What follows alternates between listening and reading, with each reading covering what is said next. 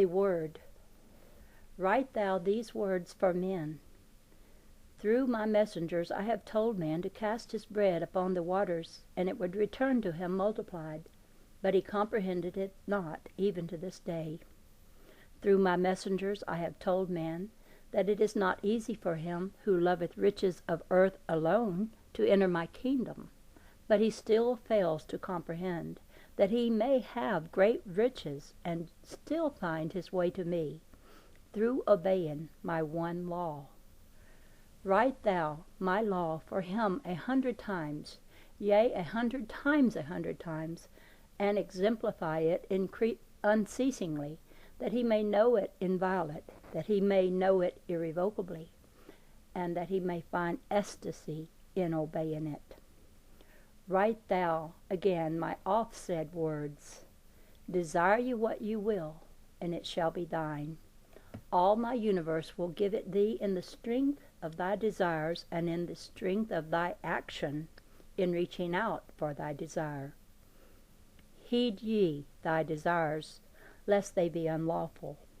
Measure ye thy desires carefully against their opposites, lest unbalanced desires breed their unbalanced kind to arise and smite thee. For again I say, my one principle of my one law is founded upon the solid rock of equal interchange between all pairs of opposite things, opposite conditions, or opposite transactions between men.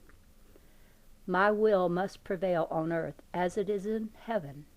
That which I divide to give to earths and their surrounding heavens of space is equal. That which earths give to their surrounding space balances that which space gives to earths. See thou my will thus working irrevocably in the starry systems which constitute my immortal eternal body. Note thou the precision of earth paths through their heavens. Know thou that such precision is result of obedience to my will, which my law is. Tell thou these workings of my law in the firmament of my body to man who knows these workings, but denies me in them. Tell man my rhythms are absolute, else the interlacing of earth paths through their heavens could not be. Tell him also that chaos must arise from his unbalanced comings and goings, his givings and takings, even as chaos would arise from disobedience to my will in the comings and goings of earth paths through their heavens, are the givings and regivings of their interchanging pressures. When skies take on earth unequally with earth's taking of the skies, tornadoes tell both earth and skies that I am within and without them, yea, within and without every particle of them, and theirs is the agony of disobedience to my will. Not till they obey my will do they find peace and rest in my tranquility.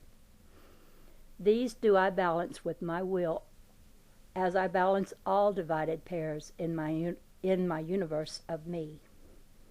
Likewise, when man takes aught from earth and gives naught to me for regiving through self of him, toxins arise within him which are tornadoes for his self-quelling. Say thou to men, ye are my body. Hear thou me when I say that thy desires are thyself, yea, both body and spirit of thee. That which thou wouldest possess is thee, even though thou possess it not. In body it is thee, in pattern seed and soul it is thee. That thou canst not evade. Thou thyself create thyself in thy image. If thou desirest gold of earth without balancing the taking of it by giving gold of heaven in equal measure, thy very soul records the changing of thy unbalanced soul pattern to the measure of thy unbalancing. He who discords the patterns of my balanced will discords his very seed. Its rhythms he must make absolute, even as the disturbed rhythms of earth's storms must be made absolute. From this my decree there is no escape, for man, nor star, nor galaxy in my universe which I imaged into seeming being to manifest me. Balance thy desires, and they will bless thee with multiples of their kind. Beware lest thy taking shall outweigh thy giving, and gain thee naught. Consider well my will, disregard it not, for thou shalt well pay heavily for even 1 whit of its breaching. For I am balance, as heavens and earths of my balanced radial body vary not 1 whit in their rhythmatic balance, so shall man vary not 1 whit. Unknowing man unthinkingly counts upon his own power to set aside my one law, to fit the measure of his desires, but I say, I alone hold balance. Man walks through his cycles upon a tautened rope. Wherever his foot toucheth, I am there, giving him foothold as the fulcrum of his effort.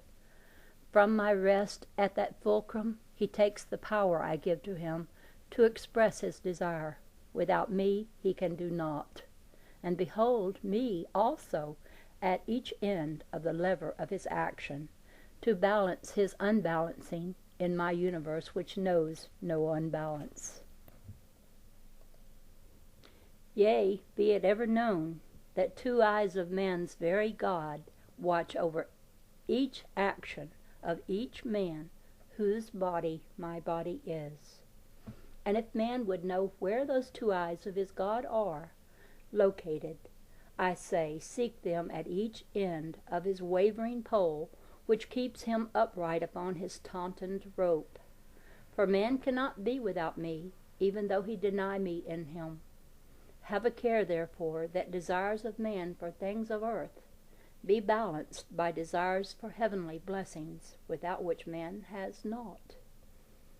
Know thou, my messenger, that I, thy God, ruleth over all things of my imagining.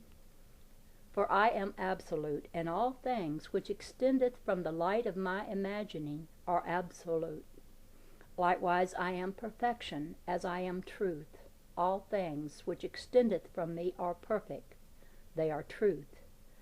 That which seems imperfect to man's eyes is but seeming, for he sees not all.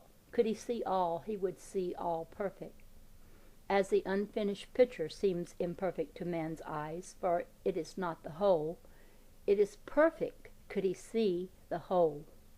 Likewise, each brushstroke of a concept is perfect for that stage of its unfolding. Likewise, each stage of man's unfolding is a perfect part of the whole ideal of man's unfolding. There is no evil in it, nor is there imperfection anywhere. There is but the one whole of everything in me, and all is perfect, all is absolute. For my universe is but the forever unfolding, refolding of my one whole ideal. As my whole ideal is perfect, so also is each part perfect. For I watch over all borning things until their rebirth in me. At their birth in me, their perfection is my perfection. Likewise, at their rebirth in me, their perfection is their inheritance from me. At each stage of their unfolding and refolding, they are absolute and perfect, for I am absolute and perfect. That which man lacks in his knowing is still his in me, awaiting his desire for knowing. When he desires to know, he may know. Likewise, that which man seemingly unbalances in his actions is balanced in me, awaiting his balancing. And that day will come, for man cannot evade that day. Unbalance and imperfection exist not, therefore, save in man's timed seeing. For him who knows my light, there is no timed seeing. Desire of man or tree or earth or giant nebula is balanced in me always. Unbalance exists not in my house. Imperfection and untruth, likewise, exist not in my house. Likewise, error and evil exist not